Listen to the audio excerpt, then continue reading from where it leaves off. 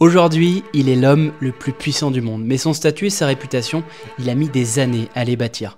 À ses débuts en politique, personne ne l'a soutenu, personne ne croyait en lui. Pourtant, c'est bien lui, le 6 novembre 2024, qui est élu pour un second mandat à la tête de la Maison Blanche. Laissez-moi vous raconter l'histoire d'un bouffon devenu roi. Laissez-moi vous conter la vie de Donald Trump.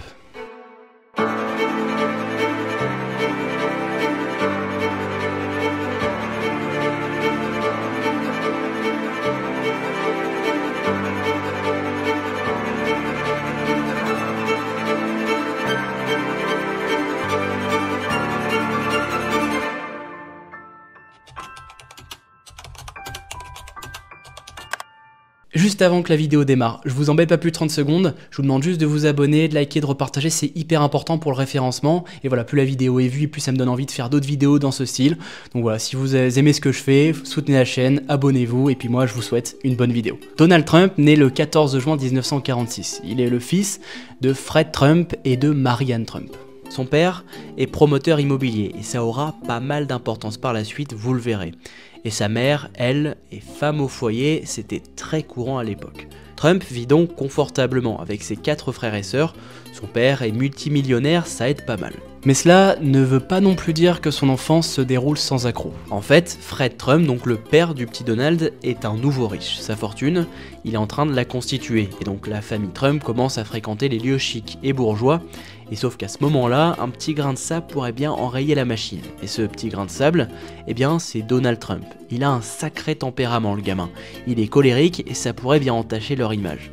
À tel point qu'à 13 ans, il est envoyé en pensionnat à l'Académie de New York avec un seul objectif, le redresser. Et ça fonctionne, il rentre dans le rang et ça s'agit. Puis vient le temps des études, Donald Trump intègre l'université de Fordham, une université catholique privée, avant d'intégrer la très renommée université de Pennsylvanie, de laquelle il sort avec un diplôme de sciences économiques. Mais rappelez-vous, son père est un richissime homme d'affaires, et comme ça se fait dans pas mal de familles fortunées, le fils, Donald Trump en l'occurrence, devrait reprendre l'affaire familiale. Donc ce diplôme ne lui sert pas à grand chose. La question se pose d'autant moins que les activités immobilières de son père fonctionnent extrêmement bien à l'époque. À 25 ans, Trump a appris suffisamment aux côtés de son père pour voler de ses propres ailes. Bon, des ailes qui sont quand même bien soutenues par son papa, il faut le dire, qui lui fait un petit prêt d'1 million de dollars. Beau cadeau du paternel, bref, on reprend. Il récupère donc la société immobilière de son papa et la renomme la Trump Organization. Petit à petit, Trump est partout parce que Donald, son propriétaire, le met partout. Dans les années 80, il fait construire la Trump Tower. Dans les années 90, il investit dans les casinos et en construit un, le Trump Taj Mahal. Il achète un yacht et devinez comment il l'appelle ? Le Trump Yacht, évidemment. Trump investit, Trump dépense plus, toujours plus, encore plus, et puis un peu trop. Dans les années 90, malgré le prêt pharaonique qu'il a reçu à ses débuts, son entreprise traverse sa première crise. Tous les investissements faits ne sont pas suffisamment rentables. Et pour remonter la pente, Trump fait ce qu'il sait faire de mieux, faire parler de lui. À cette époque déjà, il est vu comme l'incarnation de la réussite et du rêve américain. Donc même si ses business ne se portent guère bien, il garde quand même son âme d'entrepreneur. Quoi qu'on en dise, il est plutôt bon là-dedans. Et donc il décide d'offrir son image à pas mal de produits. On retrouve à l'époque des steaks Trump, une université Trump, des parfums, son nom également, et même des jeux de société. Imaginez le cauchemar pour ceux qui ne l'aimaient pas à l'époque, le mec est présent partout. Bref, Trump et ses 5 lettres font désormais partie du paysage américain, et ça lui ouvre des portes. Beaucoup de portes. Mais avant ça, pour comprendre, revenons un peu en arrière. Revenons dans les années 70. Le jeune Donald commence à fréquenter des lieux où on retrouve des personnes assez célèbres. Ces soirées mondaines, Trump commence à y prendre goût. Mais voilà, de leur côté, ces élites le voient davantage comme un amuseur, un mec pas très sérieux qu'on invite pour rigoler, rien de plus. C'est un peu le pote de la bande qui fait rire mais qu'on trouve bébête. Celui-là, on l'invite qu'en soirée, pas pour les rencontres formelles. Ce gars-là dans mon histoire, c'est Donald Trump. Et ça, il le vit assez mal, et on peut le comprendre. Ce sentiment de rejet fait naître en lui un autre sentiment, celui de la vengeance. Donald prend conscience que l'argent ne suffit pas. Il y a d'autres choses aussi importantes à posséder. Je parle bien évidemment de pouvoir et d'influence. Et quelle est la fonction, à votre avis, qui apporte ces deux choses-là, et qui est aussi accessoirement l'une des positions les plus convoitées dans ce monde? Oui, je pense que vous l'avez, c'est président des États-Unis. Pas mal d'entre vous ont vu Donald Trump apparaître un peu du jour au lendemain dans le paysage médiatico-politique américain. On a souvent cette image d'ascension fulgurante qui est associée à Donald Trump. Ce n'est pas tout à fait faux, mais la réalité est quand même un peu plus complexe. On est en 1988, bien avant qu'il soit connu dans le monde de la politique, et l'animatrice iconique de la télévision américaine, Oprah Winfrey, lui demande ça.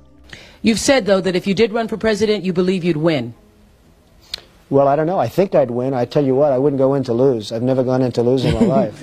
And if I did decide to do it, I think I'd be inclined, I would say that I would have a hell of a chance of winning. Because I think people, I don't know how your audience feels, but I think people are tired of seeing the United States ripped off. Bon, finalement, il faudra attendre 11 ans et 1999 pour que le candidat se lance réellement dans la politique. Parce que les années 90 sont des années un peu compliquées pour notre futur candidat. Son entreprise traverse une crise, mais ça, je vous l'ai déjà expliqué. Bref, on est en 1999 et Trump annonce sa candidature pour la prochaine présidentielle. Et ça ne dure pas très longtemps.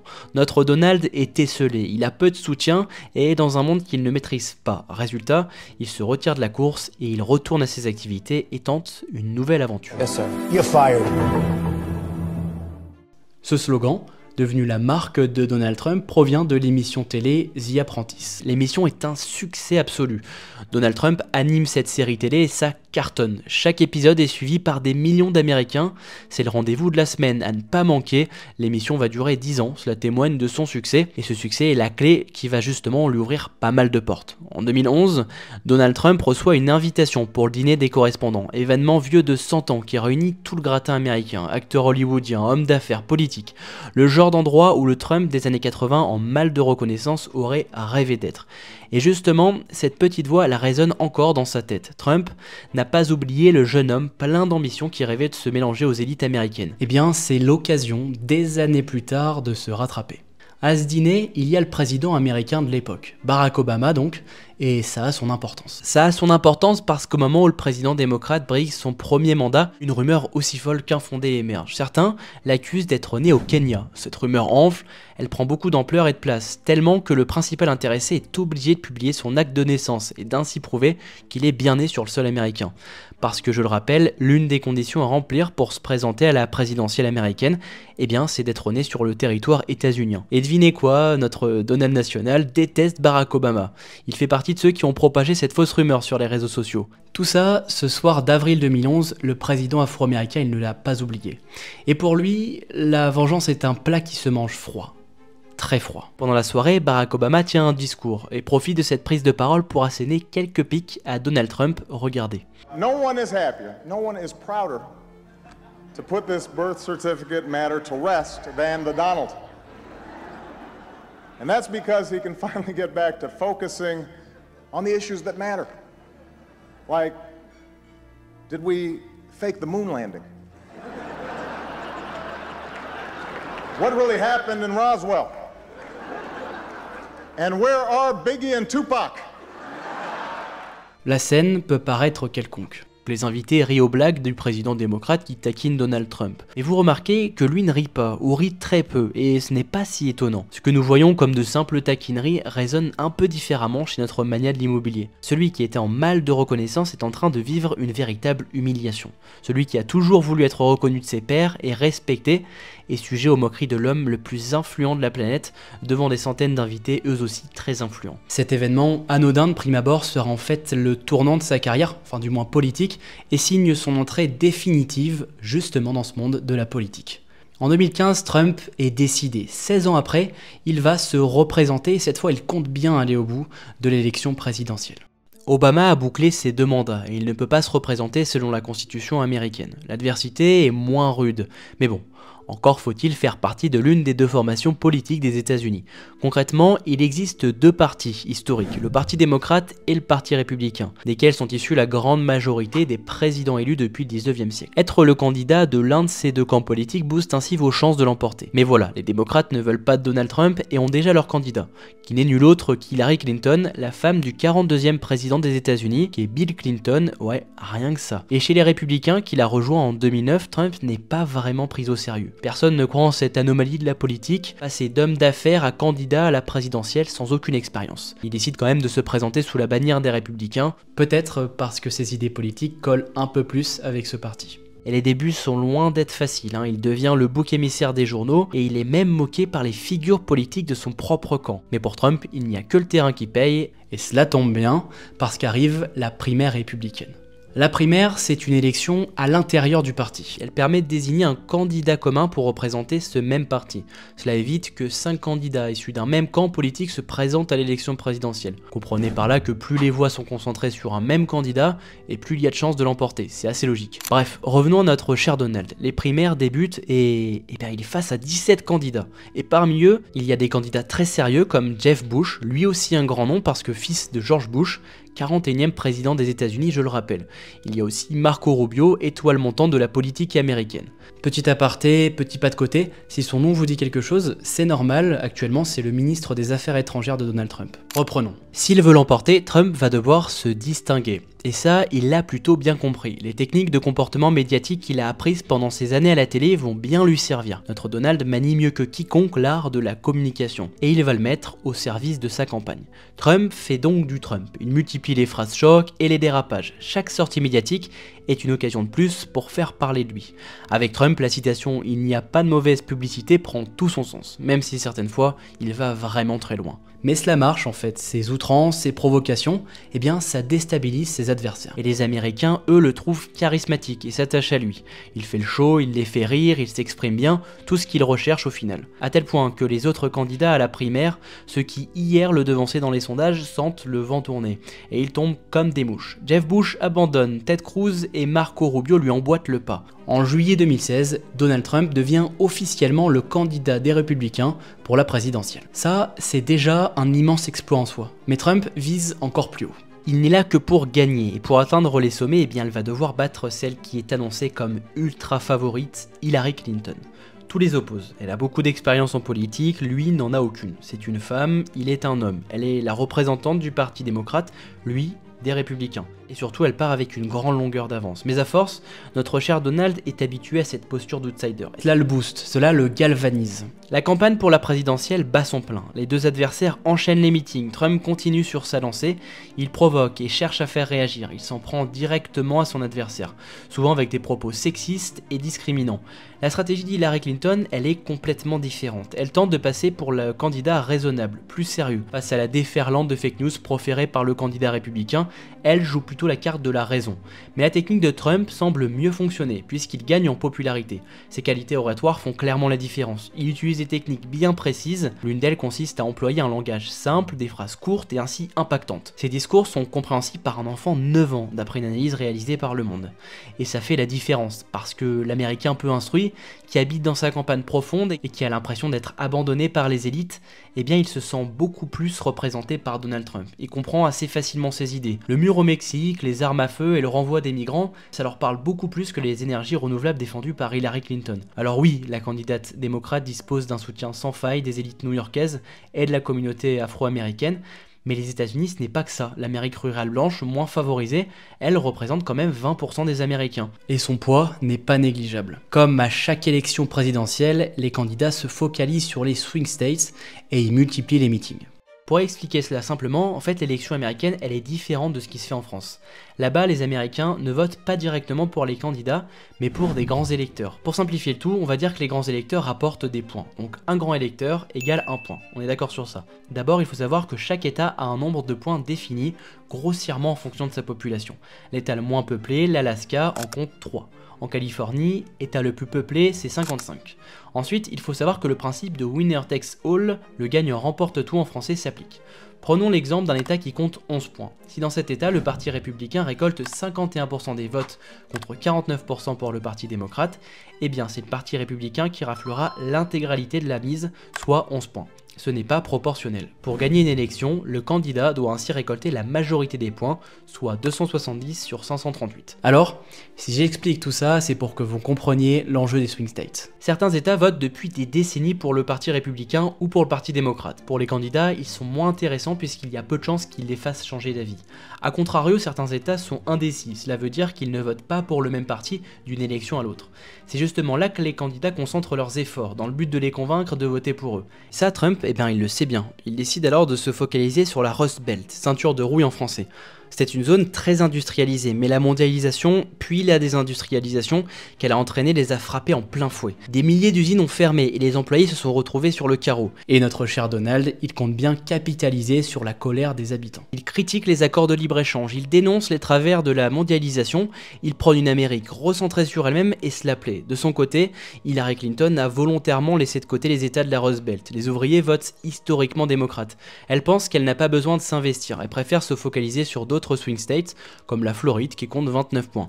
De toute façon, la candidate va très vite avoir la tête ailleurs. Une affaire vient freiner sa campagne, l'affaire des emails. Hillary Clinton est soupçonnée d'avoir utilisé sa boîte mail perso pour communiquer avec ses équipes lorsqu'elle était ministre des Affaires étrangères, alors qu'elle devait utiliser la boîte mail officielle mise à sa disposition. Le problème, c'est que cet usage est complètement interdit par la loi, en plus d'être extrêmement dangereux. Comprenez qu'elle peut se faire pirater beaucoup plus facilement, alors que les informations qu'elle divulgue sont hautement sensibles. Cette situation n'est pas une parenthèse, cela dure plus de 4 ans, cette affaire a grandement entaché son image de politicienne sérieuse. Et Trump, vous vous en doutez, ne rate pas une occasion de parler de cette affaire. Mais il n'y a pas que les vraies accusations qui peuvent mettre à mal un candidat, les fake news aussi peuvent avoir un impact tout aussi puissant que les vraies informations. La plus marquante, c'est le Pizzagate, une théorie du complot qui est apparue et diffusée par des comptes anonymes sur les réseaux sociaux. Selon cette théorie farfelue, un réseau pédocriminel se serait établi au sein du Parti démocrate, avec à sa tête Hillary Clinton. Leur nom de code est Pizza et signifierait petite fille. Alors évidemment, cette rumeur a vite été démentie par les médias, mais certains Américains étaient convaincus que cela existait réellement, et même s'il est impossible de mesurer l'impact que cela a eu sur la popularité de la candidate républicaine, on peut affirmer sans prendre trop de risques que cela a pesé dans la balance. Mais notre Donald national n'est pas complètement non plus à l'abri des controverses et des affaires. En pleine campagne, dans une vidéo diffusée par le Washington Post, on l'entend tenir des propos extrêmement choquants. Il laisse entendre que lorsque l'on est une star, on peut faire ce que l'on veut d'une femme et de son corps. Les propos choquent et c'est un véritable scandale. Trump est alors obligé de se justifier publiquement et ses propres partenaires condamnent ses propos. Malgré tout ce qu'il a mis en œuvre, sa défense ne convainc pas et en plus s'ajoute à cela des accusations d'agression sexuelle d'une dizaine de femmes. Bref, les deux candidats sont bien dans la sauce. On est le jour de l'élection présidentielle, et malgré tous les efforts fournis, malgré toutes les controverses, malgré toutes les affaires, Hillary Clinton est annoncée grande favorite. Sur 360 sondages, seulement 30 donnent Trump gagnant. Le Huffington Post considère qu'il n'a qu'1% de chance de l'emporter. Tous les Clinton se sont réunis pour célébrer la victoire. Ils ont même réservé une immense salle pour la célébrer avec leurs supporters. Tout le monde en est convaincu. Les Américains vont élire pour la première fois de leur histoire une femme à la tête de la Maison Blanche. Rien ne pourrait entacher cette magnifique soirée. Et pourtant... Voici donc le nouveau président des États-Unis, Donald Trump, entouré de sa famille, manifestement ému. Avec 290 grands électeurs, contre 232 pour son adversaire Hillary Clinton, Donald Trump devient le 45e président des États-Unis. À l'international, comme aux USA, personne n'en revient. Personne n'y croyait, donc il l'a fait. Trump a réussi, il s'est hissé au sommet de la politique américaine. Il a réalisé ce qu'il s'était promis ce soir d'avril 2011 lorsque Barack Obama l'a humilié. Alors, les raisons de sa victoire sont multiples. Je ne vais pas faire une analyse détaillée ici, mais dans les grandes lignes, ce qui a ou aurait fait pencher la balance, c'est 1. L'histoire des emails que j'ai évoquée. Les Américains ont quand même eu pas mal de mal à digérer cette affaire qui l'a beaucoup décrédibilisé. Cela a entaché sa réputation de femme sérieuse et professionnelle. 2. Il y a aussi le soir du 9 septembre. Je ne l'ai pas évoqué, mais cela a eu son importance. Lors d'une soirée organisée pour récolter des fonds à New York, Hillary Clinton a déclaré: pour généraliser grossièrement, vous pouvez placer la moitié des partisans de Trump dans la case des gens pitoyables. Cette phrase, extrêmement maladroite, l'a définitivement éloigné de l'électorat traditionnel. 3. Les États de la Rust Belt. Je l'ai expliqué tout à l'heure, ses habitants votent historiquement démocrates. Hillary Clinton a donc fait le choix de ne pas s'investir dans cette zone, mais elle a commis en fait une erreur stratégique et a sous-estimé l'influence de Donald Trump.